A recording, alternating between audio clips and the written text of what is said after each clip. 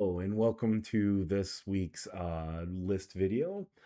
A little inside baseball. This is actually my third attempt at making this video. The first one I just kind of wasn't happy with. I just started rambling like right off the bat.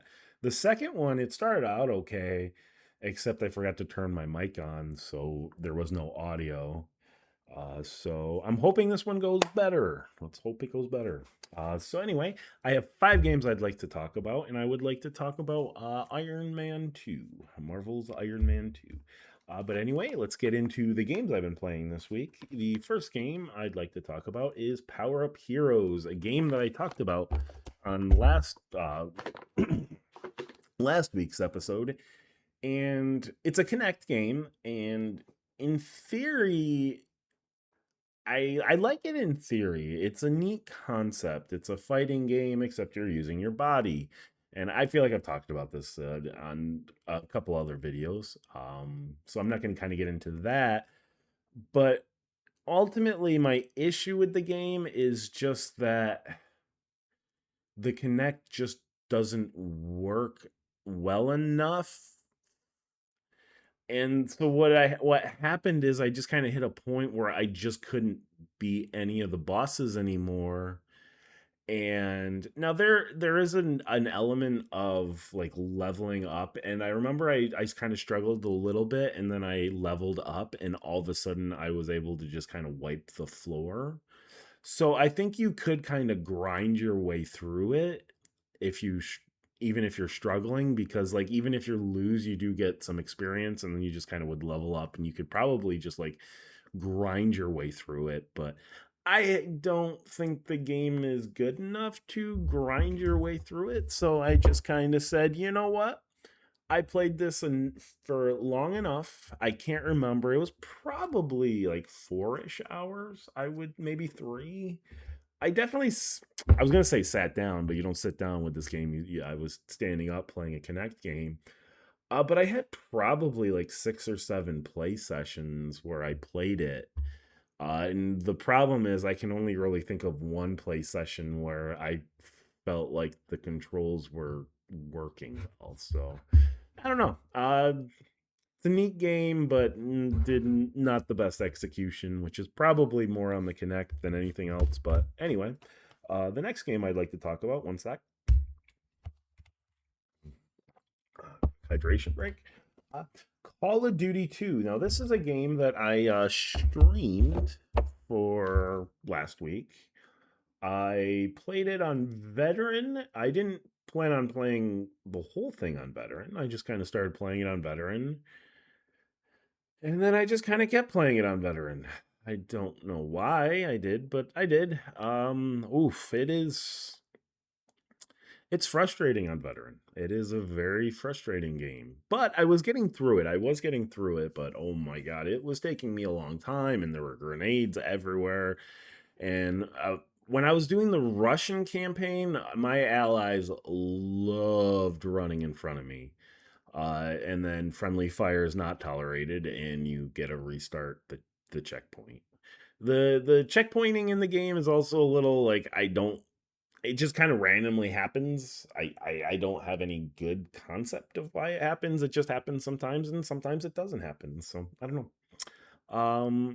It's not a bad game.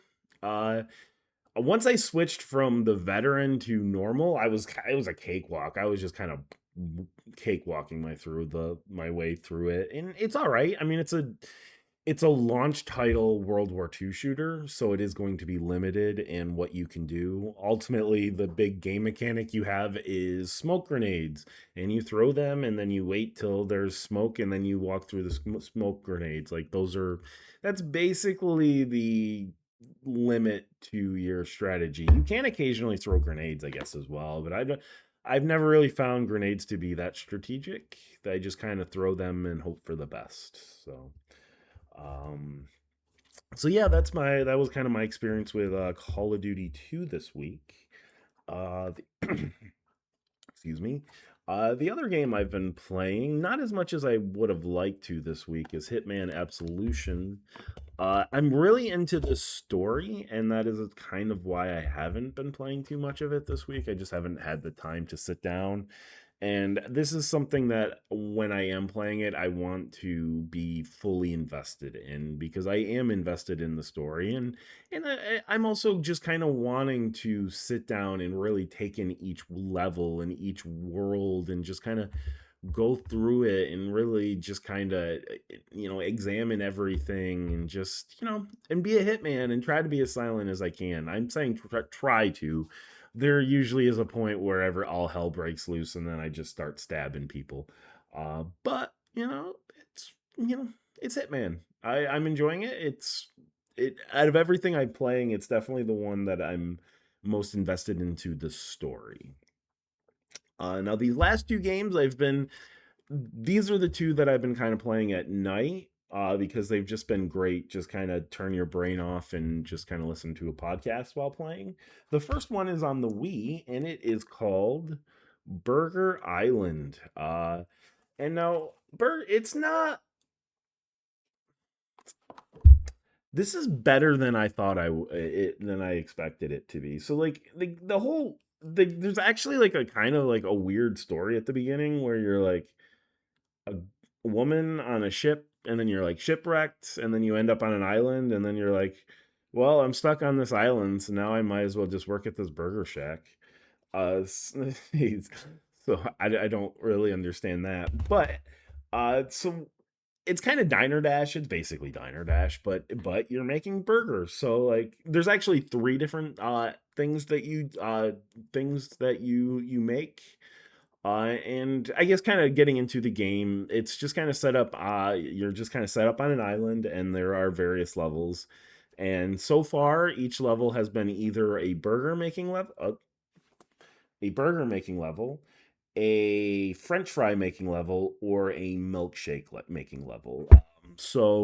As you kind of go through and level up, you can buy like more advanced burgers. But like when you're doing the burger level, there are different types of burgers. So there's like an island burger, there's just like a regular burger, there's like just like a deluxe cheeseburger, there's a vegan one, and you just kind of have to a customer comes up and they want their specific burger, and a lot of times you're kind of making four burgers at once and you're just trying to keep track of everything, and then just kind of finish off the burgers and build up enough score to then move on to the next level. It's simple, but while I was playing it, I realized like I think I like games where you're just making food because I like Overcooked, and I have a few other Wii games that involve making food. So I'm kind of excited to get into this, but like I don't know, it's like it's very simple, it's very repetitious. You're just like, okay, I'm making a vegan burger. I know what steps I need to do there. I'm just making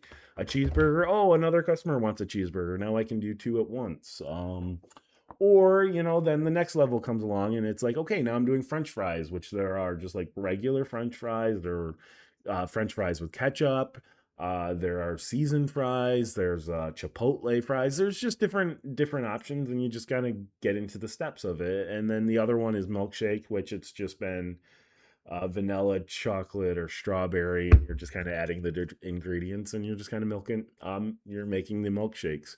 The milkshake levels are definitely the easiest of the game. It's definitely not advanced. I'm maybe an hour and a half into the game. I've only played it for a couple sessions so far. I don't know how long it is. I don't expect it to be super long. I would guess it's going to be about 4 hours. But so far, like I said, I'm enjoying it more than I thought I would.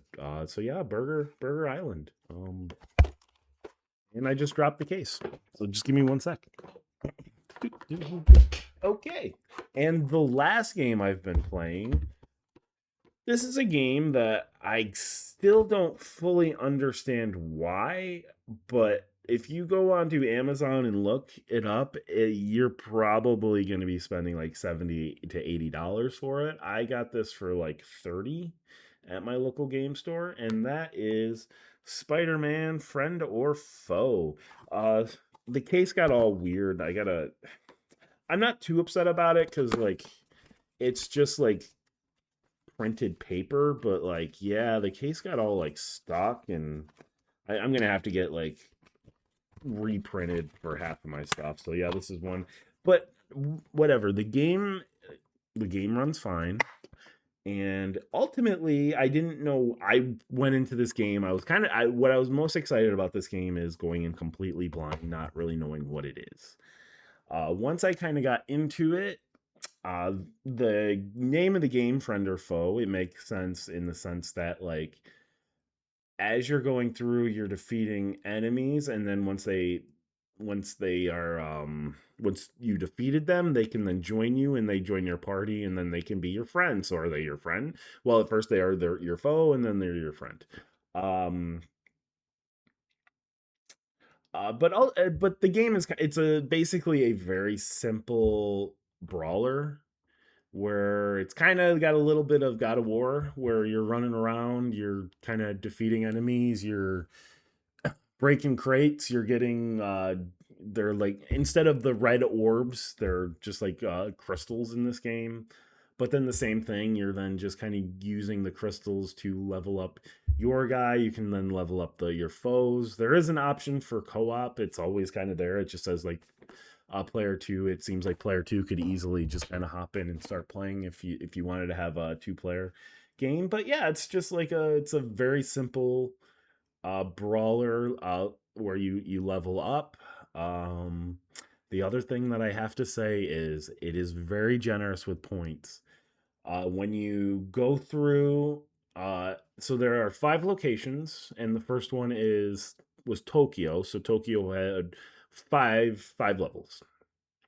If you just 100% each level, which it's not hard to do, you get 120 achievement points. So I 100% in Tokyo. I got 120 achievement points, and boom, after about 8 years, I have finally hit 100,000 achievement points, and it's thanks to this game. This game helped push me over. So I'm also very excited about that. That happened this week, and but no, it's not a good game. I'm not gonna like highly recommend it, but I am enjoying it as a turn your brain off podcast game. There's no good swinging. Graphically, it's not impressive to look at. This is just a very run of the mill brawler, but with Spider Man as the protagonist, or the protagonist. So, yeah. So those are the 5 games I've been playing. I also did mention that I watched the Iron Man 2. So, as I've been finding time at night, if I, feel like watching a movie, I've been watching the MCU. I just watched the third one in the series, which is Iron Man 2. And Iron Man 2 is an interesting movie because when it first came out, it's just kind of like okay. There's nothing really too special about it. It's just kind of like a whatever movie, especially compared to the first one. It's not nearly as good. But I think when you really look at it in the grand scheme of the MCU, it is such a huge change for it's just kind of like a huge uh ch- I'm trying to figure out how I want to say this, but like it's where you really see Iron Man change and mature. He goes from being this immature kind of billionaire playboy to thinking he was dying to solving that issue, and really he grows up along the way. And then also the other key, a massive thing this movie does is it introduces Black Widow. Scarlett Johansson does an excellent job in this movie, because she doesn't really get uh, that early movie. This is her movie where she kind of gets to at least get. This is where she gets introduced. A lot like how Hawkeye gets introduced in the next movie I'm going to be watching, which is Thor. So, I enjoyed Iron Man 2. I just kind of enjoy it for, the story it's kind of setting up for everything else in the universe for what's to come. Um but I mean, like ultimately, I don't expect it to be super high on the list. But as of right now, I'm going to put it at number two, between Iron Man 1 and Hulk. And so that is that. And then I guess now to get into my official list, let me switch over to this screen and we'll get into the my list here. So anyway, Power Up Heroes, as I mentioned, I ultimately got, I was frustrated with it. So I'm going to lock this in at number two. And I'm also putting it between Kung Fu Rider and Young Justice Legacy. Kung Fu Rider, I found that that worked more consistently. I was actually able to finish it. Where Power Up Heroes, I do believe I could finish it, so I'm not going to call it broken. I just think it would take so much grind that it's not worth it. So I'm willing to just say it's a bad game and move along. The next game is Burger Island. I'm giving it a 5.5. I like it more than I should. Um, yeah, I mean, as of right now, it's sitting right around the 30 mark. We'll see where it ends up once I finish it, but I don't expect it to be super high. I mean, like they went in with a make with the goal of making a smaller scope game, and I think they did a pretty good job of that. So it's neat, and I think most importantly, it just works. Like it's a Wii game. You're using just the Wii remote to just kind of point, click, and just drag, and it all works. So I mean, like I'm not finding it frustrating at all in that sense.